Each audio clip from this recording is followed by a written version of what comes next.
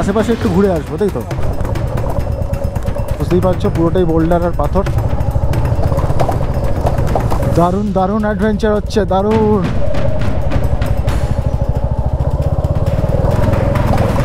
আমাদের ওয়েস্ট বেঙ্গলের লাস্ট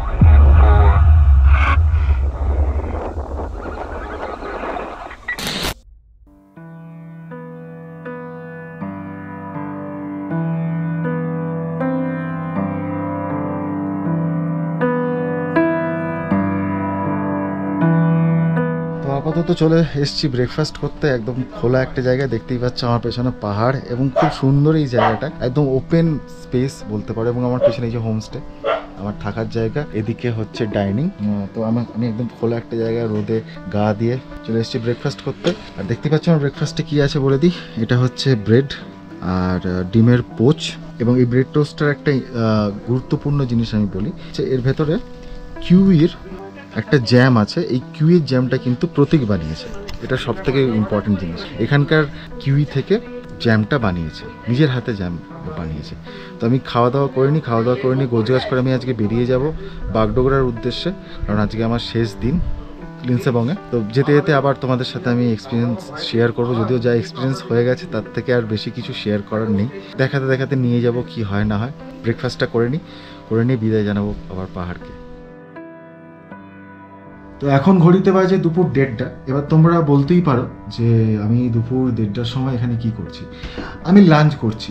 আমি তোমাদের একটু পরে দেখাচ্ছি লাঞ্চে কি আছে। তার আগে একটা জিনিস বলি, আমি আমার প্ল্যানটা একটু চেঞ্জ করেছি। তোমরা আগেই দেখলে যে আমি বললাম যে আজকে আমি নেমে যাবো বাগডোগরা ব্রেকফাস্ট করে। বাট তারপরে আমার আমি প্রতীক যেহেতু নিজেও একজন মিউজিশিয়ান ছিল এবং আছেও বলা যায়, এখন আমাদের প্রচুর গান বাজনা নিয়ে কথা হয়েছে, বিভিন্ন ব্যান্ডের গান আমরা শেয়ার করছি, শুনছি, এবং করতে করতে আমি ভীষণ একটা ল্যাদ খেয়ে গেছি। তারপরে ওরাও আমাকে বললো যে তাহলে তুমি আজকের দিনটা এখানে থেকেই যাও, তাহলে একটু ভালো করে আড্ডা মারা যাবে। তো সেই জন্য আমি ভাবলাম যে ঠিক আছে, আমার হাতে এক্সট্রা একটা দিন ছিলই। সেই তো যখন আমরা শহরের দিকে ঢুকবো, আবার সেই একটা কেওসের মধ্যে চলে যাবো। তো আরেকটা দিন যদি এখানে থেকে যাওয়া যায়, আরেক 24 ঘন্টা যদি একটু শান্তি পাওয়া যায়, কেন না? তাছাড়াও আমার আর প্রতীকের আজকে, তাই তো, আমার তোমার যে প্ল্যান আছে, প্রতীকের প্ল্যান আছে, আমরা আশেপাশের লোকাল কিছু জায়গা এক্সপ্লোর করবো। তো ডেফিনেটলি সেগুলো তোমাদেরকে আমি দেখাতে পারবো, সেটাও কিন্তু একটা বিষয়। তো এই মুহূর্তে চলে এসেছি আমি লাঞ্চ করতে। লাঞ্চে কি আছে তোমাদেরকে একটু আমি দেখিয়ে দিচ্ছি। এখানে লাঞ্চে আছে, আমি বাঁদিক থেকে শুরু করছি। এখানে আছে দেশি ঘি, এখানে আছে ডিম ভাপা, ডাল, বাঁধাকপির তরকারি, এটাকে বলে এটা অ্যাকচুয়ালি ছোট সাইজের বেগুন, যেটা আমরা তোমরা হয়তো মনে করতে পারবে সান্দাফুতেও খেয়েছিলাম, আমি দেখিয়েছিলাম। এটাকে রোদে শুকিয়ে এটাকে একদম ডিপ ফ্রাই করে, একদম ক্রাঞ্চি ফ্রাই করা আছে, পাঁপড় এবং সাথে ভাত। তো এইখানে বসে এরকম আমার কাছে তো এটা ভীষণ রাজকীয়, এতগুলো পদ। আমি বাড়িতেও যখন খাই আমি এক পদে খাই সবসময়, এইখানে এতগুলো পদ আমি পেয়েছি।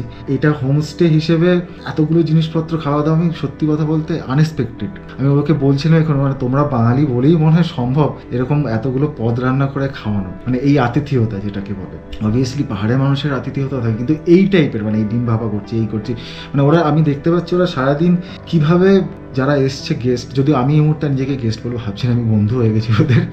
তো কিভাবে গেস্টদের খুশি রাখা যায়, কিভাবে তাদেরকে যত্ন করা যায়, তাদেরকে ভালো রাখা যায়, ওরা 100% দিয়ে চেষ্টা করে যাচ্ছে সবসময়। এই হচ্ছে বিষয়। এখানে এসে এরকম রাজকীয় খাওয়া দাওয়া আমি খাচ্ছি। আপাতত খেয়ে নিই, দুপুর হয়ে গেছে, খাওয়া দাওয়ার পরে বিশ্রাম নিয়ে তারপর আমরা বেরোবো। তখন তোমাদের সাথে আবার আমি মোটো ব্লগিং সেটআপে কথা বলছি। চলো।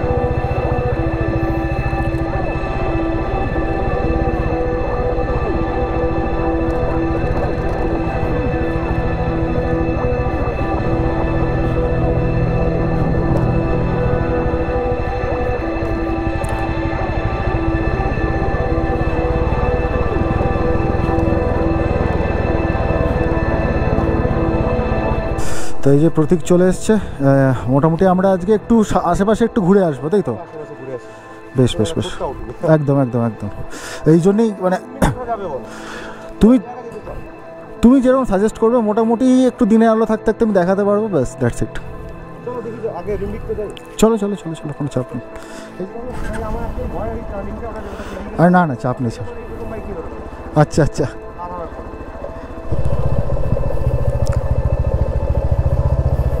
তুই না সামনে আসবি না, এই তো আমি আর প্রতীক বেরিয়ে পড়লাম, দেখি কতদূর কি যাওয়া যায়, তোমাদের কি কি দেখানো যায়। আপাতত আমরা যাচ্ছি রিম্বিকের দিকে। চলো, রাস্তায় যেতে যেতে তোমাদের সঙ্গে আরও কথা আমি শেয়ার করছি।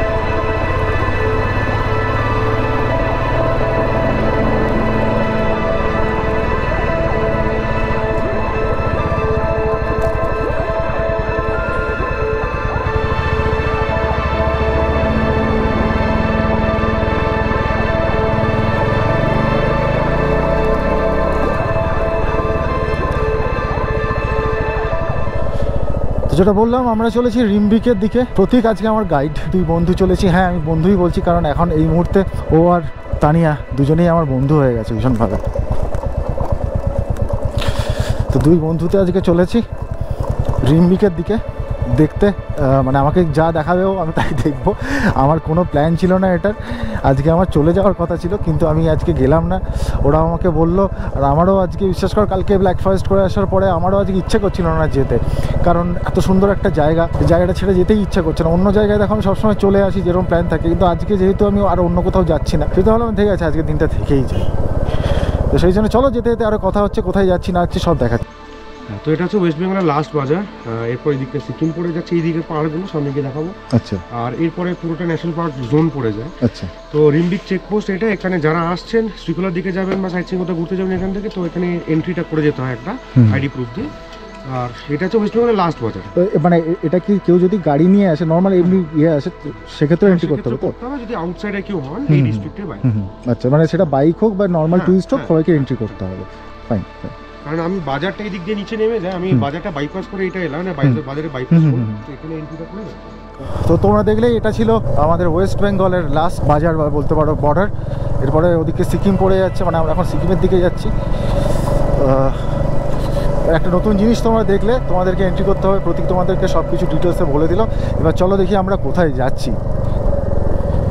এদিকে অ্যাকচুয়ালি রোডের কনস্ট্রাকশন এখনও চলছে, হালকা ফুলকা অফ রোডিং আছে, তো এটাই তো এনজয় করতে এসেছি আজকে এদিকে। চলো আমরা একটা অ্যাডভেঞ্চার আবার করি, কারণ সবসময় বলি হিপো থাকবে আর অ্যাডভেঞ্চার হবে না, তা কখনো হতে পারে?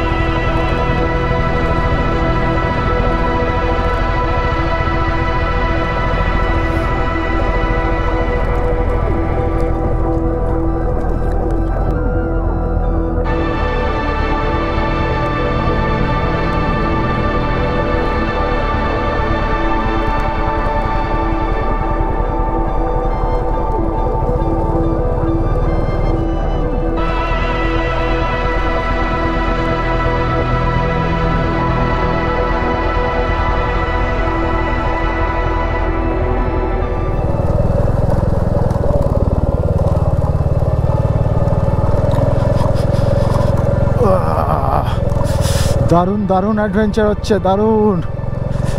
এখানে মোটামুটি রাস্তার কাজ মানে চলছে আর কি, খানিকটা কাজ হয়েছে, এরকম প্লেন করা হয়েছে, তবে অফরোডিং আছে। এটা নাকি আগে আরও বেশি অফরোড ছিল, প্রতীক আমাকে যেটা বললো, বাট এখন কিছু কিছু জায়গায় কাজ শুরু হয়েছে। তো চলো দেখা যাক কোথায় পৌঁছোই আমরা। আজকে পুরো অজানার উদ্দেশ্যে বেরিয়েছি। ও ওয়াটারফল ছিল, বাট এখন কনসেন্ট্রেশন নষ্ট করা যাবে না, বুঝতেই পারছো পুরোটাই বোল্ডার আর পাথর।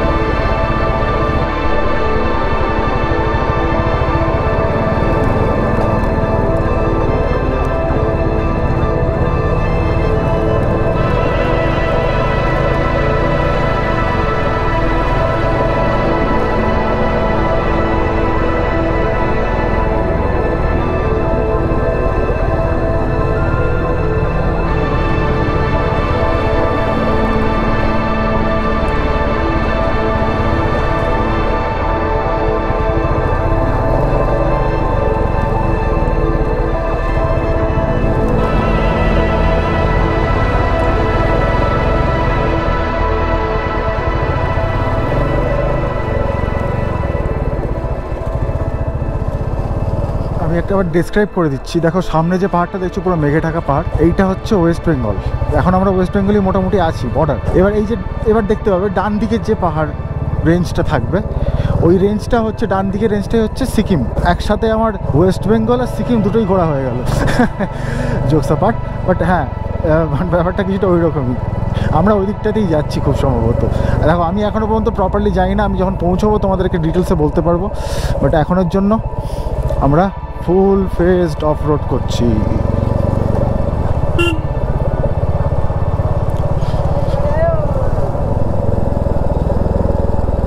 ও এদিকে সিনিক বিউটি কিন্তু দারুণ।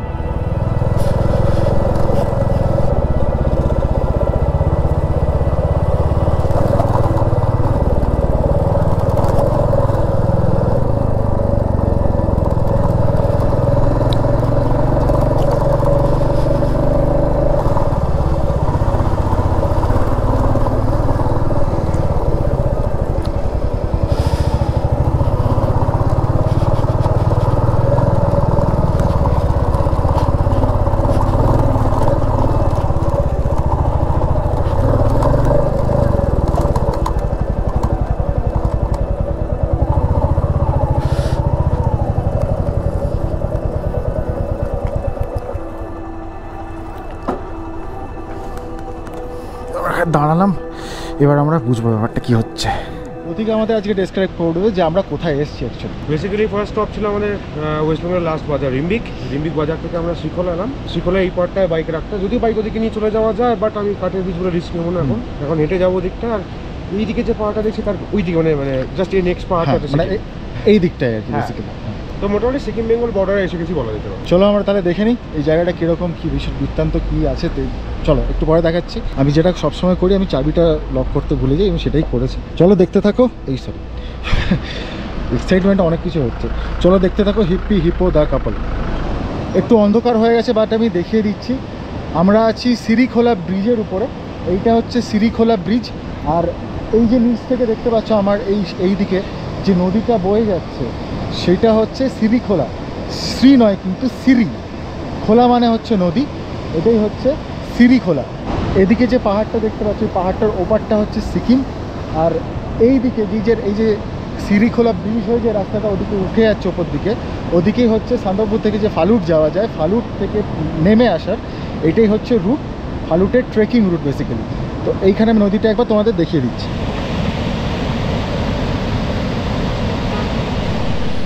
তো আমরা শ্রীখোলা অব্দি এসেছিলাম, এখন অন্ধকার হয়ে গেছে, তাই আর বেশি কিছু তোমাদের বলছি না, একদম আমি তোমাদের হোমস্টেতে গিয়ে কথা বলবো তোমাদের সাথে। তো বেরিয়ে যাবো এখন এখান থেকে, দেখতে থাকো hippie hippo the couple.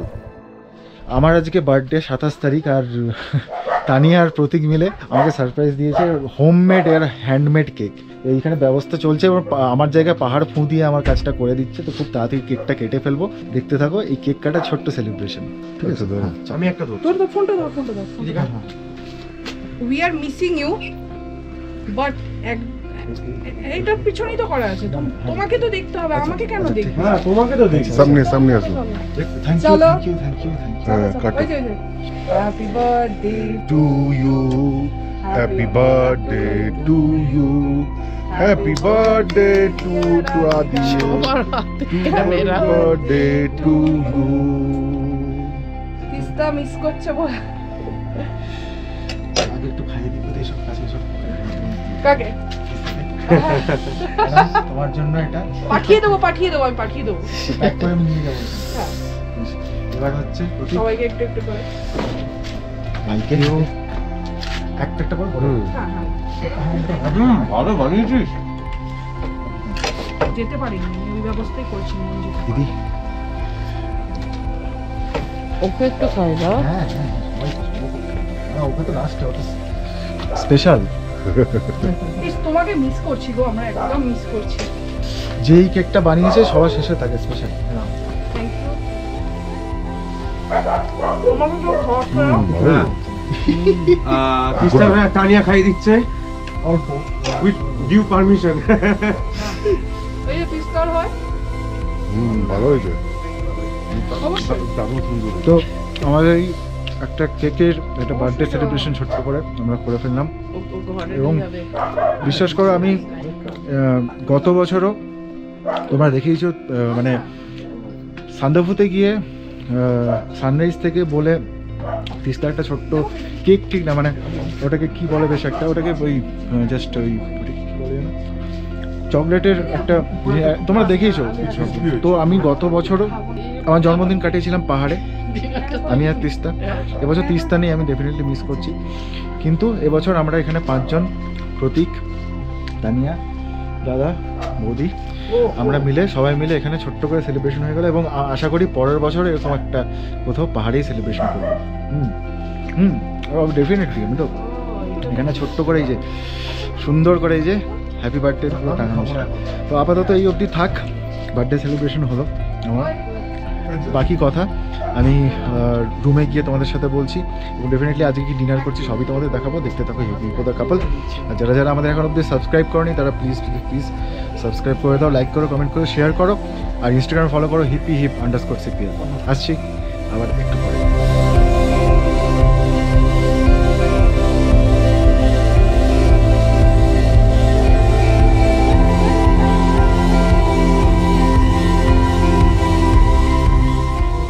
Celebration হলো, ভীষণ ভালো লাগলো আমার, মানে আমি সত্যি বলছি এক্সপেক্ট করিনি এরকম, মানে আজকের দিনটা আমার কাছে আনএক্সপেক্টেড একটা দিন, কারণ তোমরা জানি আমি আজকের দিনটা প্ল্যানই করিনি।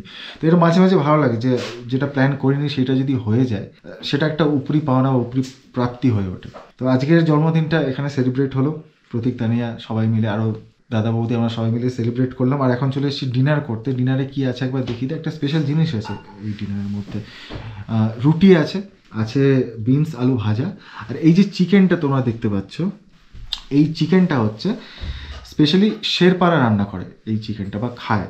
এই চিকেনটা স্পেশালিটি হচ্ছে এই চিকেনের মধ্যে একটা ইনগ্রিডিয়েন্টস দেওয়া হয় যেটার নাম হচ্ছে রাই বা রাই শাক। অনেক কমিউনিটি খায় এরকম করে রান্না করে, বাট শেরপাড়া স্পেশালি এটা খায়।